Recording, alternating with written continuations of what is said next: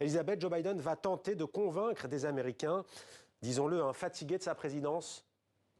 Et oui, Joe Biden le dit lui-même, ce discours est l'occasion pour lui de parler directement aux Américains, de parler des progrès qu'il estime avoir accomplis en 2 ans depuis qu'il est à la Maison-Blanche, aussi bien en matière d'économie avec des millions d'emplois créés que sur sa gestion de la Covid. Et il va devoir effectivement convaincre ces Américains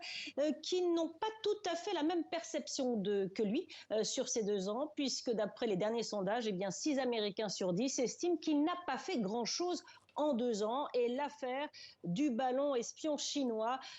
qui a traversé tous les États-Unis la semaine dernière avant d'être détruit, eh bien, renforcé l'idée d'une Amérique un peu faible, en tout cas face à la Chine, et puis avec cette guerre en Ukraine qui dure depuis presque 1 an. Donc il va devoir faire un discours très robuste, d'autant que ce discours doit servir de tremplin à l'annonce de sa candidature, Joe Biden, à sa réélection pour la présidentielle de 2024. Donc pas seulement un discours sur les 2 dernières années, mais également il doit présenter sa vision pour les 2 prochaines, une vision résolument optimiste, indiquent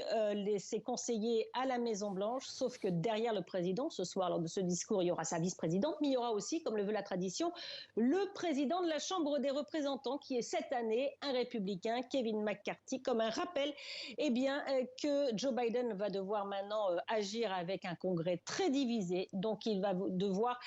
convaincre les Américains qu'il reste l'homme de la situation à la tête de leur pays. Elisabeth Guedel, en direct des États-Unis. Merci Elisabeth pour toutes ces précisions.